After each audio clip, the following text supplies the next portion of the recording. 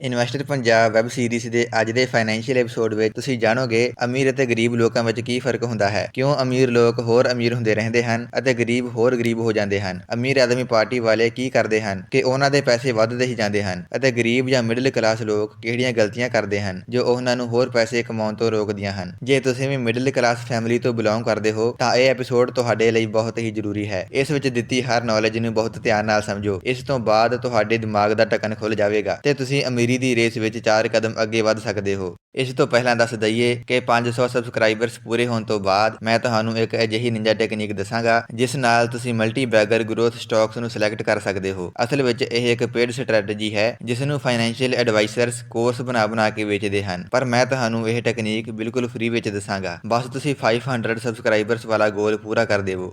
Let's start. ਜਦੋਂ author Steve ਸੀ bold college ਵਿੱਚ ਸੀ ਤਾਂ ਬਹੁਤ ਗਰੀਬ ਸੀ। ਆਪਣੇ ਕਾਲਜ ਦੀ ਫੀਸ ਭਰਨ ਲਈ ਉਹਨਾਂ ਨੂੰ ਪਾਰਟ ਟਾਈਮ ਕੰਮ ਕਰਨਾ ਪੈਂਦਾ ਸੀ। ਉਹ ਸੋਚਦੇ ਰਹਿੰਦੇ ਸੀ ਕਿ ਮੈਂ ਸਕਸੈਸਫੁਲ ਕਿਵੇਂ ਹੋ ਸਕਦਾ ਹਾਂ, ਪਰ ਉਹਨਾਂ ਨੂੰ ਕੁਝ ਸਮਝ ਨਹੀਂ ਆ ਰਿਹਾ ਸੀ। ਉਹਨਾਂ ਨੇ ਕਈ ਅਮੀਰ ਲੋਕਾਂ ਦੇ ਸੈਮੀਨਾਰ ਅਟੈਂਡ ਕੀਤੇ, ਗਰੀਬਾਂ ਦੀ ਸੋਚ ਨੂੰ ਅਮੀਰਾਂ ਦੀ ਸੋਚ ਨਾਲ ਕੰਪੇਅਰ ਵੀ ਕੀਤਾ, ਤਾਂ ਉਹਨਾਂ ਨੂੰ ਪਤਾ ਲੱਗਾ ਕਿ ਅਜੇ ਤੱਕ ਯਾਨੀ 26 ਸਾਲ ਤੱਕ ਗਰੀਬਾਂ ਵਾਂਗ ਸੋਚਦੇ ਆ ਰਹੇ ਹਨ। ਅਤੇ ਜਦੋਂ ਉਹਨਾਂ ਨੇ ਆਪਣੀ ਸੋਚ ਨੂੰ ਬਦਲਿਆ ਤਾਂ ਪੈਸੇ ਵੀ ਉਹਨਾਂ ਵੱਲ ਅਟਰੈਕਟ ਹੋਣ ਲੱਗ ਪਏ। ਆਪਣੀ ਸੋਚ ਬਦਲ ਕੇ ਉਹਨਾਂ ਨੇ ਐਕਸ਼ਨ ਲੈਣਾ ਸਟਾਰਟ ਕੀਤਾ, ਜਿਸ ਤੋਂ ਬਾਅਦ ਉਹ ਬਿਲੀਅਨਰ ਬਣ ਗਏ। ਜੇ ਤੁਸੀਂ ਵੀ ਅਮੀਰ ਲੋਕਾਂ ਦੀ ਤਰ੍ਹਾਂ ਸੋਚਣ ਲੱਗ ਜਾਓ ਅਤੇ ਉਹਨਾਂ ਦੇ ਦੱਸੇ ਰਸਤੇ ਤੇ ਚੱਲਣ ਲੱਗ ਜਾਓ ਤਾਂ ਤੁਸੀਂ ਵੀ ਜਲਦੀ ਅਮੀਰ ਹੋ ਸਕਦੇ ਹੋ। ਇੱਥੇ ਕੁਝ ਮਿਡਲ ਕਲਾਸ ਮਾਈਂਡਸੈਟ ਵਾਲੇ ਵੀਰ ਕਹਿਣਗੇ ਕਿ ਕੀ ਪੈਸਾ ਲਗਾਈ ਹੈ, ਅਮੀਰ ਹੋ ਕੇ ਕੀ ਕਰਨਾ, ਇਹਨਾਂ ਲਾਲਚ ਚੰਗਾ ਨਹੀਂ ਹੁੰਦਾ। ਪਰ ਉਹਨਾਂ ਨੂੰ ਦੱਸ ਦਈਏ ਕਿ ਅਮੀਰ ਹੋਣਾ ਕੋਈ ਮਾੜੀ ਗੱਲ ਨਹੀਂ, ਅਮੀਰ ਲੋਕ ਵੀ ਚੰਗੇ ਹੁੰਦੇ ਹਨ। ਜ਼ਿਆਦਾ ਪੈਸੇ ਕਮਾਉਣ ਨਾਲ ਤੁਸੀਂ ਡੈਵਲ ਨਹੀਂ ਬਣ ਜਾਓਗੇ। ਇਹ ਤਾਂ ਪੂਅਰ ਮਾਈਂਡਸੈਟ ਵਾਲੀਆਂ ਗੱਲਾਂ ਨੇ ਜੋ ਤੁਹਾਨੂੰ ਅਮੀਰ ਹੋਣ ਤੋਂ ਰੋਕਦੀਆਂ ਹਨ। ਆਥਰ ਸਟੀਵ ਸੀ ਬੋਲਡ ਨੇ ਉਹਨਾਂ ਆਈਡੀਆਜ਼ ਨੂੰ ਇੱਕ ਬੁੱਕ ਵਿੱਚ ਲਿਖਿਆ ਹੋਇਆ ਹੈ ਜਿਸ ਦਾ ਨਾਮ ਹੈ ਹਾਊ ਰਿਚ ਪੀਪਲ ਥਿੰਕ। ਇਸੇ ਬੁੱਕ ਤੋਂ ਤੁਸੀਂ 6 ਲੈਸਨਸ ਬਾਰੇ ਜਾਣੋਗੇ ਜੋ ਤੁਹਾਨੂੰ ਅਮੀਰ ਲੋਕਾਂ ਵਾਂਗ ਸੋਚਣ ਲਈ ਮਜਬੂਰ ਕਰ ਦੇਣਗੇ। ਤੁਹਾਡਾ ਮਾਈਂਡਸੈਟ ਵੀ ਰਿਚ ਮਾਈਂਡਸੈਟ ਬਣ ਜਾਵੇਗਾ। Lesson number 1, money is made by ideas. ਗਰੀਬ ਜਾਂ ਮਿਡਲ ਕਲਾਸ ਲੋਕਾਂ ਦਾ ਮੰਨਣਾ ਹੈ ਕਿ ਪੈਸਾ ਸਿਰਫ ਟਾਈਮ ਦੇ ਕੇ ਹੀ ਬਣਦਾ ਹੈ। ਅਸੀਂ ਕਿਸੇ ਕੰਮ ਵਿੱਚ ਜਿੰਨਾ ਟਾਈਮ ਦੇਵਾਂਗੇ ਉਨਾ ਹੀ ਪੈਸਾ ਬਣੇਗਾ। ਪਰ ਅਮੀਰ ਲੋਕਾਂ ਦੀ ਸੋਚ ਹੁੰਦੀ ਹੈ ਕਿ ਪੈਸਾ ਆਈਡੀਆਜ਼ ਤੋਂ ਬਣਦਾ ਹੈ ਜਿਸ ਦਾ ਟਾਈਮ ਨਾਲ ਕੋਈ ਲੈਣਾ ਦੇਣਾ ਨਹੀਂ। ਇੱਕ ਆਰਟੀਕਲ ਦੇ ਅਕੋਰਡਿੰਗ ਉਬਰ ਅੱਜ ਲਾਰਜੈਸਟ ਕੰਪਨੀਜ਼ ਵਿੱਚੋਂ ਇੱਕ ਹੈ ਜੋ 70 ਕੰਟਰੀਜ਼ ਵਿੱਚ 1,05,000 ਤੋਂ ਵੀ ਜ਼ਿਆਦਾ ਸਿਟੀਜ਼ ਵਿੱਚ ਸਰਵਿਸ ਪ੍ਰੋਵਾਈਡ ਕਰ ਰਹੀ ਹੈ। ਇਸ ਦੇ ਟੋਟਲ ਰੈਵਨਿਊ ਦੀ ਗੱਲ ਕੀਤੀ ਜਾਵੇ ਤਾਂ 2022 ਦੇ ਅਕੋਰਡਿੰਗ 31.8 ਬਿਲੀਅਨ US$ ਹੈ, ਜਿਸ ਨੂੰ ਇੰਡੀਅਨ ਰੁਪੀਸ ਵਿੱਚ ਕਨਵਰਟ ਕਰੀਏ ਤਾਂ 2600 ਕਰੋੜ ਰੁਪਏ ਬਣਦੇ ਹਨ। ਇਸ ਐਕਸਟਰਾ ਆਰਡੀਨਰੀ ਰਿਜ਼ਲਟ ਦੇ ਪਿੱਛੇ ਟ੍ਰੈਵਿਸ ਕਲੈਨਿਕ ਦਾ ਹੱਥ ਹੈ ਜੋ ਕਿ ਇਸ ਦੇ CEO ਹਨ। ਤੁਸੀਂ ਦੇਖਿਆ ਹੋਵੇਗਾ ਉਬਰ ਤੋਂ ਪਹਿਲਾਂ ਬਹੁਤ ਸਾਰੀ ਟੈਕਸੀ ਸਰਵਿਸਿਜ਼ ਹੋਇਆ ਕਰਦੀ ਸੀ, ਪਰ ਉਹਨਾਂ ਨੇ ਕਦੀ ਕਸਟਮਰ ਦੀ ਪ੍ਰੋਬਲਮ ਨੂੰ ਨਹੀਂ ਸਮਝਿਆ ਕਿ ਟੈਕਸੀ ਟਾਈਮ ਤੇ ਨਾ ਮਿਲਣਾ ਕਿੰਨੀ ਵੱਡੀ ਪ੍ਰੋਬਲਮ ਹੈ। ਲੋਕਾਂ ਦਾ ਵੈਲਿਊਏਬਲ ਟਾਈਮ ਟੈਕਸੀ ਦੀ ਵੇਟ ਕਰਨ ਵਿੱਚ ਹੀ ਨਿਕਲ ਜਾਂਦਾ ਸੀ। ਇਸੇ ਪ੍ਰੋਬਲਮ ਨੂੰ ਧਿਆਨ ਵਿੱਚ ਰੱਖ ਕੇ ਟ੍ਰੈਵਿਸ ਨੂੰ ਆਈਡੀਆ ਆਇਆ, ਕਿਉਂ ਨਾ ਇੱਕ ਇਹੋ ਜਿਹੀ ਐਪ ਬਣਾਈ ਜਾਵੇ ਜਿਸ ਨਾਲ ਲੋਕਾਂ ਦਾ ਟਾਈਮ ਵੇਸਟ ਨਾ ਹੋਵੇ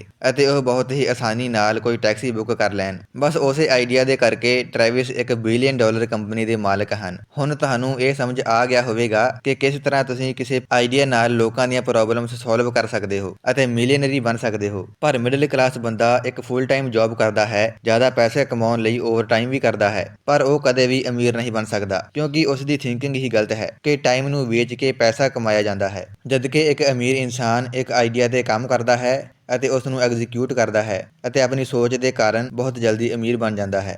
lesson number 2, spending versus investing. ਗਰੀਬ ਜਾਂ ਮਿਡਲ ਕਲਾਸ ਲੋਕਾਂ ਦਾ ਗਰੀਬੀ ਵਿੱਚ ਰਹਿਣ ਦਾ ਸਭ ਤੋਂ ਵੱਡਾ ਕਾਰਨ ਹੈ ਸਪੈਂਡਿੰਗ। ਇਹ ਲੋਕ ਆਪਣੀ ਔਕਾਤ ਤੋਂ ਵੀ ਜ਼ਿਆਦਾ ਖਰਚਾ ਕਰਦੇ ਹਨ। ਇਹਨਾਂ ਦੀ ਸੈਲਰੀ ਤਾਂ 30,000 ਪ੍ਰਤੀ ਮਹੀਨਾ ਹੋਵੇਗੀ, ਪਰ ਖਰਚੇ 35,000 ਹੋਣਗੇ। ਕਹਿਣ ਤੋਂ ਭਾਵ ਆਮਦਨੀ 98 ਅਤੇ ਖਰਚਾ ਰੁਪਇਆ। ਪਰ ਦੇਖਿਆ ਜਾਵੇ ਤਾਂ ਇਹ ਇੰਨਾ ਜ਼ਿਆਦਾ ਵੀ ਖਰਚਾ ਨਹੀਂ ਕਰਦੇ, ਕੋਈ ਲਗਜ਼ਰੀ ਚੀਜ਼ ਨਹੀਂ ਖਰੀਦਦੇ। ਇਹਨਾਂ ਦੀ ਇਨਕਮ ਹੀ ਇੰਨੀ ਹੁੰਦੀ ਹੈ ਕਿ ਮਸਾਂ ਡੇਲੀ ਨੀਡਸ ਹੀ ਪੂਰੀਆਂ ਹੁੰਦੀਆਂ ਹਨ। ਜੇ ਇਹ ਕੋਈ ਮਹਿੰਗੀ ਚੀਜ਼ ਖਰੀਦ ਲੈਣ ਤਾਂ ਇਹਨਾਂ ਦੇ ਬਜਟ ਵਿੱਚ ਰਾਸ਼ਟਰੀ ਸੰਕਟ ਕਾਲ ਆ ਜਾਂਦਾ ਹੈ। ਦੂਜੇ ਪਾਸੇ ਅਮੀਰ ਲੋਕ ਇਹ ਸੋਚਦੇ ਹਨ ਕਿ ਪੈਸੇ ਨੂੰ ਗਰੋ ਕਿੱਦਾਂ ਕੀਤਾ ਜਾਵੇ। ਇਹ ਲੋਕ ਇਨਵੈਸਟਿੰਗ ਤੇ ਜ਼ੋਰ ਦਿੰਦੇ ਹਨ ਕਿਉਂਕਿ ਇਨਵੈਸਟਿੰਗ ਹੀ ਐਸੀ ਚੀਜ਼ ਹੈ ਜਿਸ ਨਾਲ ਪੈਸੇ ਨੂੰ ਵਧਾਇਆ ਜਾ ਸਕਦਾ ਹੈ। ਇਹ ਗੱਲ ਨਹੀਂ ਹੈ ਕਿ ਅਮੀਰ ਲੋਕ ਖਰਚੇ ਨਹੀਂ ਕਰਦੇ, ਸਗੋਂ ਉਹ ਮਿਡਲ ਕਲਾਸ ਲੋਕਾਂ ਤੋਂ ਵੀ ਜ਼ਿਆਦਾ ਖਰਚੇ ਕਰਦੇ ਹਨ। ਮਰਸੀਡੀਜ਼, ਰੋਲਸ ਰੌਇਸ ਅਤੇ ਆਈਫੋਨ 15 ਵਗੈਰਾ ਖਰੀਦਦੇ ਹਨ, ਪਰ ਉਹਨਾਂ ਦੀ ਇਨਕਮ ਵੀ ਤਾਂ ਮਿਡਲ ਕਲਾਸ ਲੋਕਾਂ ਤੋਂ ਜ਼ਿਆਦਾ ਹੁੰਦੀ ਹੈ। ਉਹਨਾਂ ਨੇ ਆਪਣੇ ਆਈਡੀਆਜ਼ ਦੁਆਰਾ ਕਈ ਐਸੈਟਸ ਖਰੀਦੇ ਹੁੰਦੇ ਹਨ ਜਿਨ੍ਹਾਂ ਤੋਂ ਰੈਗੂਲਰ ਇਨਕਮ ਹੁੰਦੀ ਰਹਿੰਦੀ ਹੈ। ਮਿਡਲ ਕਲਾਸ ਲੋਕ ਆਪਣੇ ਖਰਚਿਆਂ ਅਤੇ ਸੇਵਿੰਗਸ ਨੂੰ ਲੈ ਕੇ ਹੀ ਪਰੇਸ਼ਾਨ ਰਹਿੰਦੇ ਹਨ, ਪਰ ਅਮੀਰ ਲੋਕਾਂ ਨੂੰ ਪਤਾ ਹੁੰਦਾ ਹੈ ਕਿ ਕਿਸ ਤਰ੍ਹਾਂ ਇਨਵੈਸਟਿੰਗ ਕਰਕੇ ਪੈਸਿਆਂ ਤੋਂ ਪੈਸੇ ਬਣਾਏ ਜਾਂਦੇ ਹਨ। Lesson number 3, safe versus calculated risk.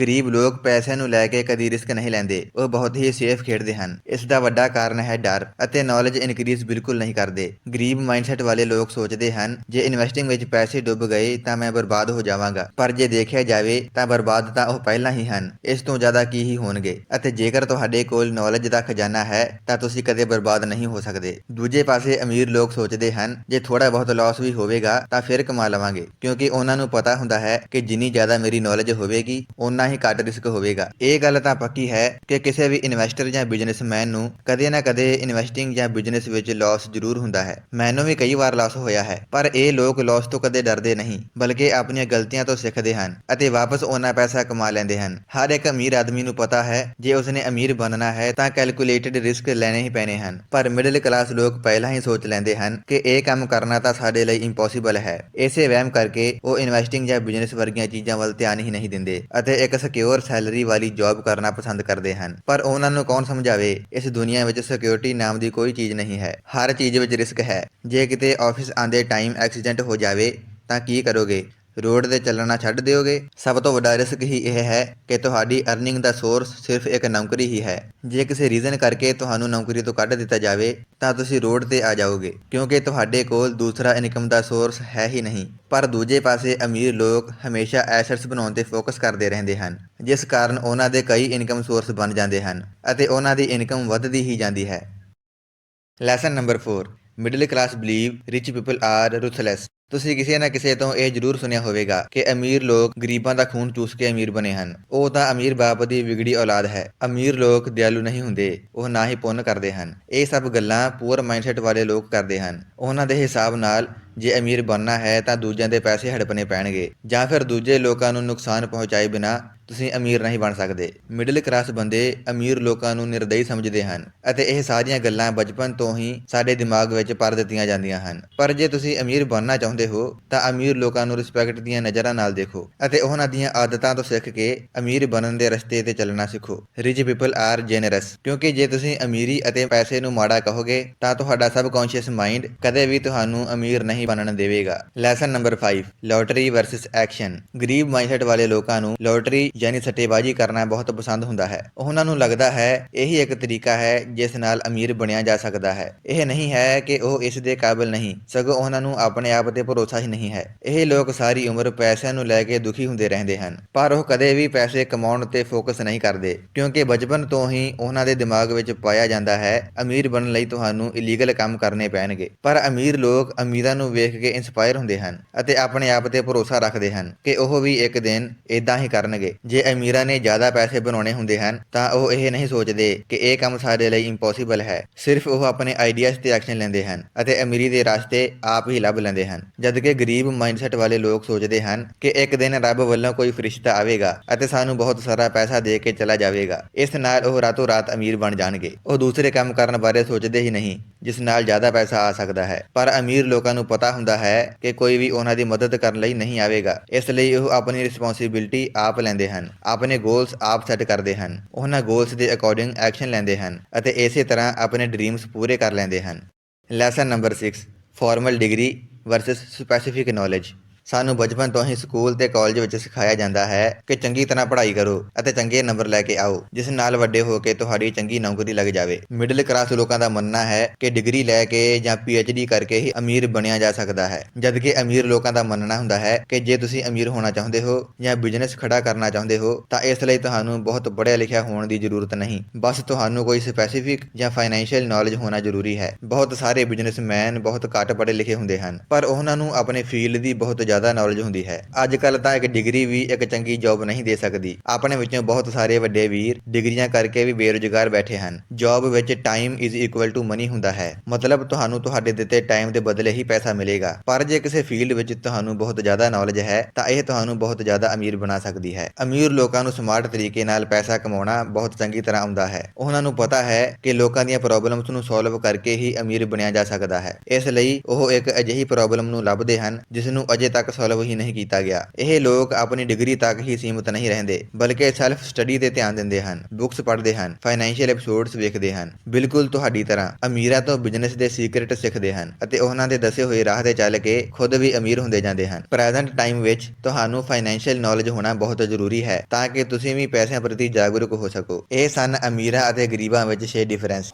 ਹੁਣ ਨਜ਼ਰ ਮਾਰ ਲੈਂਦੇ ਹਾਂ ਇਸ ਐਪੀਸੋਡ ਦੀ ਸਮਰੀ ਤੇ। Lesson number 1, money is made by ideas. Time ਵੇਚ ਕੇ ਜ਼ਿਆਦਾ ਪੈਸਾ ਨਹੀਂ ਬਣਾਇਆ ਜਾ ਸਕਦਾ, ਸਗੋਂ ਨਵੇਂ ਆਈਡੀਆਜ਼ ਤੇ ਕੰਮ ਕਰਕੇ ਅਤੇ ਸੋਸਾਇਟੀ ਦੀਆਂ ਪ੍ਰੋਬਲਮਸ ਨੂੰ ਸੋਲਵ ਕਰਕੇ ਤੁਸੀਂ ਅਮੀਰ ਬਣ ਸਕਦੇ ਹੋ, ਬਿਲਕੁਲ ਟ੍ਰੈਵਿਸ ਕਲੈਨਿਕ ਦੀ ਤਰ੍ਹਾਂ। Lesson number 2, spending versus investing. ਤੁਸੀਂ ਜਲਦੀ ਅਮੀਰ ਤਾਂ ਹੀ ਬਣ ਸਕਦੇ ਹੋ ਜੇ ਤੁਸੀਂ ਆਪਣੇ ਪੈਸੇ ਨੂੰ ਕੰਮ ਤੇ ਲਗਾਓਗੇ ਅਤੇ ਆਪਣੇ ਖਰਚੇ ਘੱਟ ਕਰੋਗੇ, ਫਾਲਤੂ ਦੀਆਂ ਚੀਜ਼ਾਂ ਖਰੀਦਣੀਆਂ ਬੰਦ ਕਰੋਗੇ। ਅਤੇ ਪੈਸੇ ਨੂੰ ਕੰਮ ਤੇ ਲਗਾਉਣ ਦਾ ਸਭ ਤੋਂ ਵਧੀਆ ਤਰੀਕਾ ਹੈ ਇਨਵੈਸਟਿੰਗ, ਜੋ ਤੁਹਾਨੂੰ ਇਨਵੈਸਟਰ ਪੰਜਾਬ ਸਿਖਾ ਦੇਵੇਗਾ। Lesson number 3, safe versus calculated risk. ਤੁਸੀਂ ਇਹ ਤਾਂ ਸੁਣਿਆ ਹੋਵੇਗਾ, ਰਿਸਕ ਹੈ ਤਾਂ ਇਸ਼ਕ ਹੈ। ਰਿਸਕ ਲਏ ਬਗੈਰ ਤੁਸੀਂ ਜ਼ਿਆਦਾ ਪੈਸਾ ਨਹੀਂ ਕਮਾ ਸਕਦੇ। ਰਿਸਕ ਲੈਣ ਦਾ ਮਤਲਬ ਇਹ ਵੀ ਨਹੀਂ ਹੈ ਕਿ ਤੁਸੀਂ ਸਾਰਾ ਪੈਸਾ ਲਿਆ ਕੇ ਸਟਾਕ ਮਾਰਕੀਟ ਜਾਂ ਕ੍ਰਿਪਟੋ ਵਿੱਚ ਬਿਨਾਂ ਸਮਝੇ ਹੀ ਲਗਾ ਦੇਵੋ ਕਿ ਕੋਈ ਨਾ ਦੇਖਿਆ ਜਾਵੇਗਾ। ਕੈਲਕੂਲੇਟਡ ਰਿਸਕ ਲੈਣ ਦਾ ਮਤਲਬ ਫੰਡਾਮੈਂਟਲ ਐਨਾਲਿਸਿਸ ਕਰਕੇ ਅਤੇ ਫਾਈਨੈਂਸ਼ੀਅਲ ਰਿਪੋਰਟਸ ਦੇਖ ਕੇ ਇਨਵੈਸਟ ਕਰਨਾ, ਜਿਸ ਬਾਰੇ ਅਗਲੇ ਫਾਈਨੈਂਸ਼ੀਅਲ ਐਪੀਸੋਡਸ ਵਿੱਚ ਸਿਖਾਇਆ ਜਾਵੇਗਾ। Lesson number 4, middle class believe rich people are ruthless. ਅਮੀਰ ਲੋਕ ਮਾੜੇ ਨਹੀਂ ਹੁੰਦੇ, ਉਹ ਆਪਣੀ ਮਿਹਨਤ ਨਾਲ ਅਤੇ ਆਪਣਾ ਦਿਮਾਗ ਲਾ ਕੇ ਅਮੀਰ ਬਣਦੇ ਹਨ। ਅਮੀਰ ਬਣਨ ਤੋਂ ਬਾਅਦ ਉਹ ਲੱਖਾਂ ਕਰੋੜਾਂ ਰੁਪਏ ਦਾਨ ਵੀ ਕਰਦੇ ਹਨ। ਇਸ ਲਈ ਆਪਣੇ ਸਬਕੌਂਸ਼ੀਅਸ ਮਾਈਂਡ ਨੂੰ ਕੂੜਾ ਖਵਾਉਣਾ ਬੰਦ ਕਰੋ ਅਤੇ ਇਹ ਸੋਚੋ ਕਿ ਅਮੀਰ ਬਣਨ ਤੋਂ ਬਾਅਦ ਤੁਸੀਂ ਕਿਸ ਤਰ੍ਹਾਂ ਦੂਜਿਆਂ ਦੀ ਮਦਦ ਕਰੋਗੇ। Lesson number 5, lottery versus action. ਜੂਆ ਖੇਡ ਕੇ ਪੈਸੇ ਕਮਾਉਣਾ